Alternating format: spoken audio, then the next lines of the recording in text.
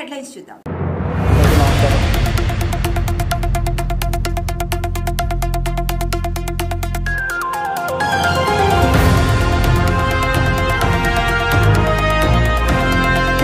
ఎన్టీఆర్ జిల్లా ఇబ్రహీంపట్నం మైలవరంలో వైసీపీ పార్టీకి షాక్. పార్టీకి కీలక నేత బొమ్మసాని వెంకట చలపతి రాజీనామా. పార్టీకి మాజీ మండల అధ్యక్షులు సీనియర్ నాయకులు బొమ్మసాని చలపతిరావు రాజీనామా. ఎమ్మెల్యే వసంత కృష్ణప్రసాద్ వైఖరికి నిరసనగా రాజీనామా చేస్తున్నట్లు ప్రకటించిన బొమ్మసాని చలపతిరావు. పార్టీ కష్టకాల సమయంలో పనిచేస్తే తనకి విలువ ఇవ్వకపోవడంపై ఆగ్రహం వ్యక్తం చేసిన బొమ్మసాని ఎన్నికల సమయంలో వీటీపీఎస్ కాంట్రాక్టు కార్మికులకు ఇచ్చిన హామీలు ఎందుకు ఎమ్మెల్యే వసంత కృష్ణప్రసాద్ని ప్రశ్నించిన బొమ్మసాని వెంకట చలపతి. వైసీపీ కార్యాలయం సొంత ఎస్టేట్గా మార్చి ఇన్ఛార్జీలు సూపర్వైజర్లుగా పార్టీ నాయకులు కార్యకర్తల్ని స్వీపర్లుగా ఎమ్మెల్యే వసంత మార్చారని బొమ్మసాని ఆగ్రహం వ్యక్తం చేశారు. చూస్తూనే ఉండండి ఆదాం న్యూస్, నిజాన్ని నిర్భయంగా చూపిస్తుంది. నేను వైఎస్ఆర్సీపీ మాజీ మండల కన్వీనర్, ఎన్టీఆర్ జిల్లా మైలవరం నియోజకవర్గం ఇబ్రహీంపట్నం మండలం. 2015 జూన్లో నేను టీడీపీకి రాజీనామా చేసి వైఎస్ఆర్సీపీలోకి వచ్చాను. పార్టీ కష్టకాలంలో ఉంది. ఎవరో మండల పార్టీ ప్రెసిడెంట్ తీసుకోమన్నా తీసుకోవట్లేదు. కష్టకాలంలో ఉన్నప్పుడు నాకు కావాలి ఆ పదవి అని ఛాలెంజ్ చేసి రాజకీయాల్లోకి వచ్చి, లోకల్ వాళ్ళకి నాకు తేడా వచ్చి ఛాలెంజ్ చేసి రాజకీయాల్లోకి వచ్చి పార్టీలో జాయిన్ అయ్యాను. 2015లో జోగి రమేష్ గారు, కొడాల నాని గారు, సామినేని ఉదయభాను గారి సమక్షంలో జాయిన్ అయ్యాను. ఆ రోజు ఏంటి సమస్య, టవర్ లైన్ సమస్య మీద లోకల్ వాళ్ళకి నాకు చిన్న విభేదాలు వచ్చి అప్పుడు పార్టీకి రాజీనామా చేసి వైసీపీలో చేరటమైంది. వైసీపీలో చేరితే కొడాల నాని గారు, జోగి రమేష్ గారు, ఉదయభాను గారు వచ్చి హామీ ఇచ్చారు. ఆ రోజు టవర్ లైన్ సమస్య తీరుతామని. 4.5 సంవత్సరాలు అయింది అధికారం వచ్చి, ఏం చేయలేకపోయారు. ఆ రోజు వచ్చి ఇక్కడ మీటింగులు పెట్టి ఉదయభాను గారు మాట ఇచ్చారు, కొడాల నాని గారు మాట ఇచ్చాడు, జోగి రమేష్ గారు మాట ఇచ్చారు. అయిపోయింది. జోగి రమేష్ గారు ఇక్కడి నుంచి వెళ్ళిపోయాడు. పార్టీ కష్టకాలంలో ప్రత్యేక హోదా ధర్నాలు, పల్లె నిద్రలు, మిస్డ్ కాల్ ప్రోగ్రాంలు, ప్రత్యేక హోదా ధర్నాలు, తర్వాత పుష్కరాల్లో ధర్నాలు, రోడ్డు ఎమ్మట ఇంటి బీగుతుంటే ధర్నాలు, తర్వాత ఎస్సీ నాగార్జున విజయవాడలో స్టేట్ మీటింగులకి జనాన్ని తీసుకెళ్తాం. గుంటూరు, కృష్ణా జిల్లాలో ఎక్కడ మీటింగ్ జరిగినా జగన్ గారి మీటింగ్కి జనాలు తీసుకెళ్తాం. రాజశేఖర రెడ్డి గారి విగ్రహం చేస్తుంటే జనాన్ని తీసుకెళ్ళా. శారద గారి ఆఫీస్కి విజయవాడ దుర్గా కళామందిరం దగ్గర జనాన్ని తీసుకెళ్ళేవాడిని ధర్నాలకి, వాటికి ప్రెస్ మీట్లకి. తర్వాత శారద గారి ఆఫీస్ అక్కడ స్టేట్ ఆఫీస్ పెట్టినప్పుడు అక్కడ బందర్ రోడ్లు అక్కడ తీసుకెళ్ళేవాడిని. తర్వాత అలంకార సెంటర్లో ధర్నాలకు జనాన్ని తీసుకెళ్ళేవాడిని. తర్వాత మన లెనిన్ సెంటర్లో ధర్నాలకు తీసుకెళ్ళేవాడిని.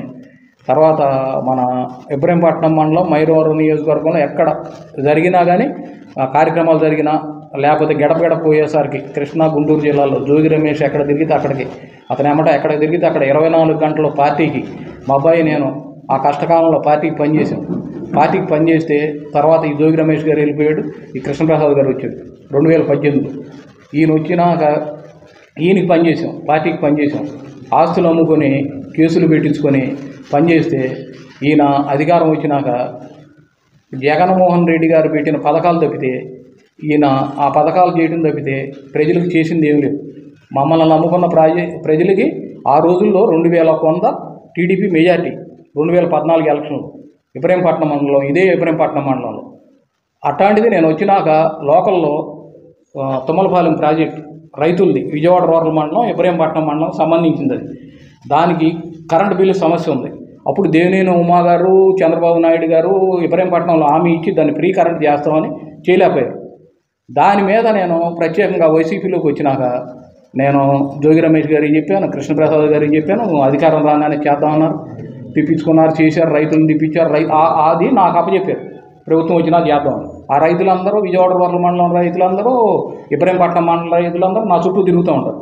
అది 6.5 కోట్లకి, అప్పట్లో 2 కోట్లు 2.5 కోట్లు బాగా, ఇప్పుడు 6.5 కోట్లకి చేరింది సుమారు. ఆ ధర్మనాడులో ప్రాజెక్టు మూసేస్తూ ఉంటారు. ఇబ్రహీంపట్నం మండలం విజయవాడ రూరల్ మండలం సంబంధించింది. 25,000 మంది రైతులు ఉన్నారు. కనీసం ఆమె జగన్ గారి దగ్గరికి తీసుకెళ్ళలేకపోయారు, ఇళ్ళు చేయలేకపోయారు, జగన్ గారి దగ్గరికి తీసుకెళ్ళి. తర్వాత నేను చేసిన కార్యక్రమాలన్నీ దగ్గర నియోజకవర్గం అంతా, జిల్లాలో కానీ గుంటూరు జగన్ గారి మీటింగ్లకు కానీ జనాన్ని తీసుకెళ్ళి అన్ని ప్రతి మీటింగ్కి 450-500 కార్యక్రమాలు చేశారు. 450 ప్రతిదీ నా దగ్గర ఉంది. ఇవన్నీ కృష్ణప్రసాద్ గారి దృష్టికి, జోగి రమేష్ గారి దృష్టికి తీసుకెళ్ళి ఎన్నిసార్లు మీరు చెప్పేది మీరు చెప్పండి, లేకపోతే జగన్ గారి దగ్గర నన్ను తీసుకెళ్ళి నేను మాట్లాడుకుంటాను, ఎన్నిసార్లు వాళ్ళకి చెప్పినా అది చేయలేకపోయారు. తర్వాత ధర్మల్లో సీఎల్స్ కృష్ణప్రసాద్ గారు ఒకేసారి వచ్చారు. వాళ్ళు రోడ్డు మీద ఆపేశారు టీడీపీ పార్టీ వాళ్ళు. నేను దగ్గరుండి తీసుకెళ్తే ఈయన తెలుగుదేశం వాళ్ళందరూ కారుకి అడ్డంగా పెట్టేసేస్తే ఈ కృష్ణప్రసాద్ గారు సీఏ గారు వచ్చి వెనక్కి తీసుకెళ్ళమన్నారు. కృష్ణప్రసాద్ గారు అన్నాడు వెనక్కి తిప్పండి కారు అన్నాడు. తిప్పడానికి ఇల్లేదండి, మీకు గుర్తు చేయదలుచుకున్న కృష్ణప్రసాద్ గారు, నేను ఆ రోజు కారు తిప్పడానికి ఇల్లేదన్న, రాంగ్ రూల్లో వెళ్తాం ఏంటని సీఏ గారితో మాట్లాడా. ఎక్కడంటే పాకిస్తాన్లో ఉన్నావా కాశ్మీర్లో ఉన్నావా అని సీఏ గారితో నేను వాదన వేసుకున్నాను. మీరు కారు వెనక్కి తిప్పుకొని వెళ్ళిపోదాం అన్నారు.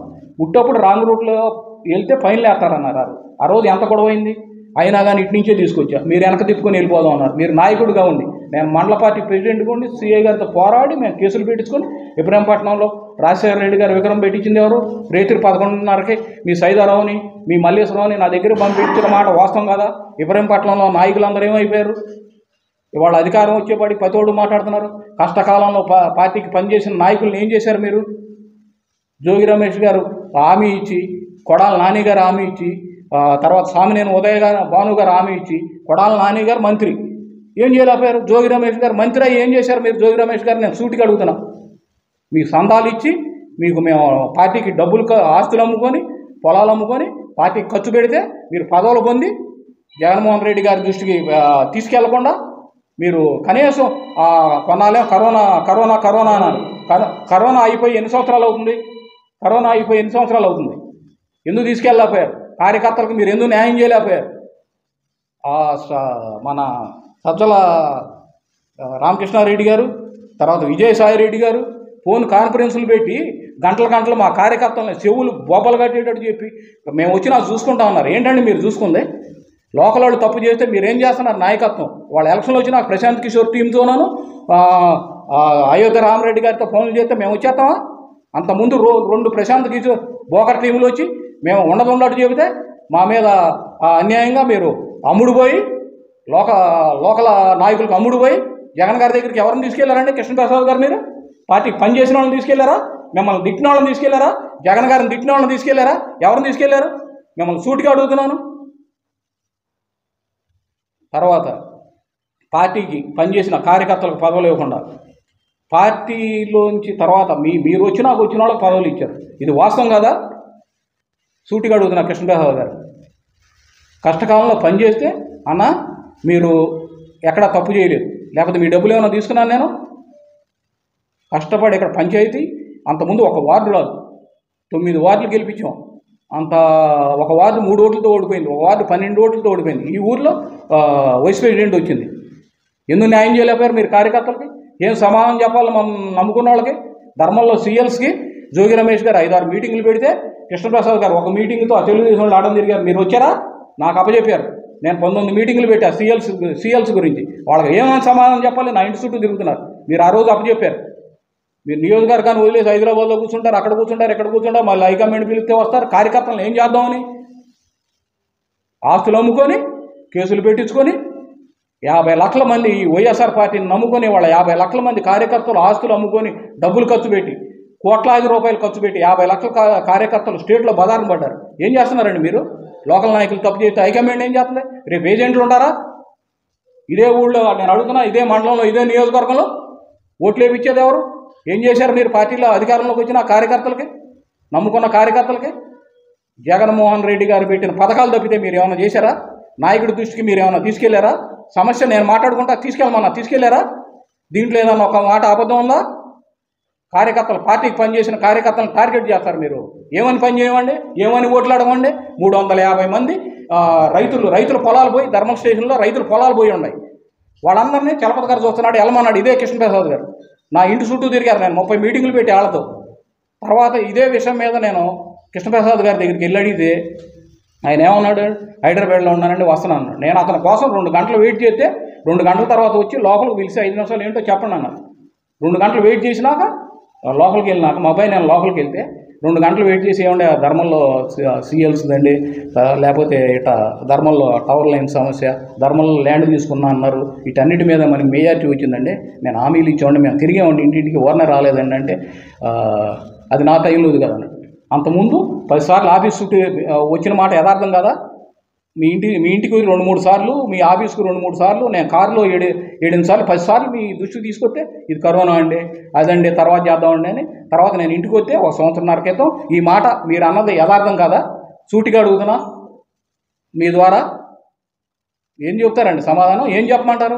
ఇవాళ వచ్చి ఏమని వెళ్ళమంటున్నారు? ఇవాళ ఫోన్లు చేపిస్తున్నారు ఎలక్షన్లు వచ్చినాయని. ఇవాళ వచ్చి జనం దగ్గరికి ఏమని వెళ్ళమంటారు?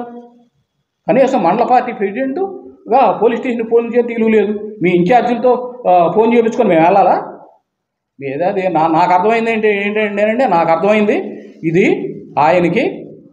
ఆయన ఏదో వసంత ఎస్టేట్ లాగా, ఇది వైఎస్ఆర్ కాంగ్రెస్ పార్టీ లాగా లేదు, వసంత ఎస్టేట్ లాగా ఉంది. వాళ్ళ ఇన్ఛార్జీలు ఏమో మేనేజర్ లాగా ఉన్నారు. మేమందరం సూపర్వైజర్లు, గుమస్తాలు, అటెండర్లు అనమాట వైఎస్ఆర్ పార్టీ. ఏం చేస్తున్నారండి? ఏమని గెలుస్తారండి మీరు? పార్టీకి పని చేస్తేనా మా డబ్బు గెలిపించింది, నా డబ్బు గెలిపించింది, మున్సిపాలిటీలో గెలిపిలేదే. అదే విజయవాడ రూరల్ మండలంలో మెజార్టీ రాలేదే. వచ్చిన కాడ మీ గొప్ప, రాని కాడ ఎవరి మీద పోతారు మీరు? విజయవాడ రూరల్ మండలంలో అదే మరి ఎమ్మెల్యే ఎలక్షన్కి ఎందుకు మెజార్టీ రాలా? 4,500 ఎందుకు మైనస్ వచ్చింది? ఇదే గుంటుపల్లిలో మీరే చెప్పారు 500 మైనస్ వచ్చినా పర్లేదన్న నెగతాలుగా మాట్లారు. ఇదే ఊర్లో నాది బాధ్యత 10 కోట్లైన మెజార్టీ తెప్పిస్తానన్న 71 కోట్లు మెజార్టీ తెప్పించాను. ఇబ్రహీంపట్నం మండలంలో మండల పార్టీ ప్రెసిడెంట్గా 10,000 మెజార్టీ తెప్పిస్తానన్న. పిచ్చోళ్ళగా చూశారు మీరందరూ నన్ను ఆ రోజు. తర్వాత 7,500 మెజార్టీ వచ్చింది ఉమ్మడి మున్సిపాలిటీ మీద కానీ, ఇబ్రహీంపట్నం మండలం మీద కానీ 7,500 మెజార్టీ వచ్చింది. అంత మీద 2,100 ప్లస్ టీడీపీకి అయిపోయి 9,600 ఓట్లు వచ్చింది. నేను చెప్పిన దాంట్లో 400 ఓట్లే తగ్గింది. కొండపల్లి మున్సిపాలిటీ కానీ 6,500 ఓట్లు మెజార్టీ. అదే మున్సిపల్ ఎలక్షన్లో 834 ఓట్లకి ఎందుకు పడిపోయింది? ఎవరికి ఇచ్చారు? ఎవరిని సంప్రదించారు? లోకల్ వాళ్ళని మీ ఇన్ఛార్జీలతో పెట్టుకొని జీకొండూరు మండలం వాళ్ళని, ఇబ్రహీం రెడ్డిగూడెం మండలం వాళ్ళని, మైలవరం మండలం వాళ్ళని తీసుకొస్తే ఇక్కడ లోకల్ సమస్యలు వాళ్ళకేం తెలుస్తాయి? ఎవరికి ఇచ్చారు మీరు సీట్లు? కష్టపడిన కార్యకర్తలకు ఇవ్వకుండా మీ ఇన్ఛార్జీలను పెట్టి, కార్యకర్తలను పక్కన పెట్టి ఎవరికి పదవులు ఇచ్చారు మీరు? మీ గుండెల మీద చేసుకొని చెప్పండి. లేకపోతే మీటింగ్ పెట్టే ధైర్యం ఉందా మైలవరం నియోజకవర్గంలో? నేను ఆ రోజు అడిగా, మీ మండల మీటింగ్ పెట్టుకుంటారంటే మీరు వద్దన్నారు. నేను పెట్టేస్తాను గొల్లపూడి ఆఫీసులో అన్నారు. 3 సంవత్సరాలు అయింది. మండల మీటింగ్ ఎందుకు పెట్టలేకపోయారు మీరు? ఇవాళ పెట్టండి. మీరు నియోజకవర్గంలో మీటింగ్ పెట్టగలగరా? పెట్టండి. కార్యకర్తల అభిప్రాయాలు తీసుకోండి. హైకమాండ్ సీట్ ఇవ్వండి. పార్టీకి పనిచేస్తాం. పార్టీకి నచ్చిన వాళ్ళకి పార్టీకి పనిచేస్తాం. లోకలో నాన్ లోకల్ అనవసరం. పార్టీకి పని చేయాలా లేదా? ఒక పని చేయరు. ఒక కార్యకర్తకు ఒక పని చేయాలి. జగన్మోహన్ రెడ్డి గారు పెట్టిన పథకాలు తప్పితే మీరేం చేయగలిగారు? సమస్యను తుమ్మలపాలెం ప్రాజెక్టు సమస్య జగన్మోహన్ రెడ్డి గారి దృష్టికి ఎందుకు తీసుకెళ్ళా? నన్ను తీసుకెళ్ళమంటే ఎందుకు తీసుకెళ్ళా? 6.5 కోట్లు మీ చేతగాని తరం వల్ల రైతులు బకాయిలు ఏర్పడినాయి. ఇదే 25,000 రైతులు ఓట్లు ఉన్నాయి ఇబ్రహీంపట్నం మండలం, విజయవాడ రోడ్ల మండలం. ఏ మొహం పెట్టుకొని ఓటు అడగమంటారు? ఏ మొహం పెట్టుకొని మిమ్మల్ని ఇంటింటికి తీసుకెళ్ళమంటారు? మోకాళ్ళు బొనికిలా రిగిపోయిందాక మా అబ్బాయి మీద ఏసీపీ రామకృష్ణ గారు పిలిచి, నువ్వు కమ్మడు కదా వైసీపీ ఏంటని నన్ను ఎన్నిసార్లు బెదిరించాడు, మా అబ్బాయిని ఎన్నిసార్లు బెదిరించాడు. సామాజిక వర్గంగా ఇబ్బంది పడి ఆస్తులు పోగొట్టుకొని కేసులు పెట్టుకొని ఇదే ఇంటి మీద నీ క్రికెట్ కేసుల కోసం 100 మంది పోలీసులు నా ఇంటి మీద పడ్డారు. రేతులు 2 నుంచి ఏబిఎన్లో స్క్రోలింగ్ వచ్చింది. నేను డాబాలు దూకి పారిపోయాం. అదే మేము కింద పడితే మా పరిస్థితి ఏంటి? మా కుటుంబం పరిస్థితి ఏంటి? మిమ్మల్ని నమ్ముకొని పార్టీకి కష్టపడి పని చేస్తే మీరు చేసింది ఏంటి? మీరు బీకింది ఏంటి? మీరు ఏం గెలుపుతారు? ఎక్కడ గెలుపుతారు? ఎవరిని ముచ్చుదామని వస్తున్నారు? తమాషాలు అనుకుంటున్నారా? రాజకీయాలు అనుకుంటున్నారా? ఇవన్నీ కార్యకర్తలందరికీ నష్టం జరిగింది. బోళ్ళమ్మ ఒక కార్యకర్తకి పదవులు ఇచ్చి ఆ కార్యకర్తను కష్టపడిన కార్యకర్తకి ఉదాహరణ చెబుతున్నా. నన్ను పేర్లు చెప్పమన్నాను. నిన్న కలిసాడు ఒక కార్యకర్త. స్టేట్లో జిల్లాలో పదవి ఇచ్చారు అతనికి. ఐటీ వింగ్ ప్రసన్న బోసు, నల్లమూతి ప్రసన్న. అతని పర్మిషన్తో నేను చెబుతున్నా. అతను నిన్న మాట్లాడుకున్నాను. నిన్న అవసరమైతే నీ పేరు చెబుతాను. ఏదన్నా నేను ప్రెస్ మీట్ పెడితే రేపు పెడతాను. నేను అలా వాళ్ళు ఎవడో అన్నా తప్పేమని చెప్పుకోమని పదవి ఇచ్చారు. ఏముంది పవర్ లేకపోతే నీ ఇన్ఛార్జ్ మంచం పెళ్లి చేసి మంచం నిండా మొగుడు ఉంటాడంట. వాడు ఉపయోగం ఏం లేదు. ఈ పదవి ఇచ్చి అది మంచంలో మొగుడు సామెత ఆ పదవి కూడా. ఎందుకండి రాజకీయాలు? మీ డబ్బు ఉంటే సరిపోయిద్దా? నేను వీళ్ళందరూ ఉన్నారు, లేకపోతే వాళ్ళందరూ ఉన్నారు, వాళ్ళందరూ ఉన్నవాళ్ళు, నేను లేనివాడిని. వాళ్ళు ఆగర్భ శ్రీమంతులు, నేను లేనివాడిని. వాళ్ళు 3 మాలతో పుట్టారు, నేను 3 మాలతో పుట్టాను. సరే లేదు రేపు సత్యం ఏం తీసుకెళ్తాం? ఈ శ్రీమంతుడు ఇవన్నీ ఏం కాపాడవండి. తమాషాలు రాజకీయాల తమాషాలా? ఎవరు మూస్తారు? కార్యకర్తలకు ఏం సమాధానం చెప్పమంటారు? రేపు పొద్దున ఏ విధంగా ఓటుకు తీసుకెళ్ళమంటారు? పోలీస్ స్టేషన్లో పని అవ్వదు, ఎంఆర్ఓ ఆఫీసులో పని అవ్వదు, ఎండిఓ ఆఫీసులో పని అవ్వదు. ఏ పని చేయలేకపోయాం. అందుకని వైఎస్ఆర్ కాంగ్రెస్ పార్టీకి రాజీనామా చేసేస్తున్నాను. రాజీనామా కేవలం సమస్యలు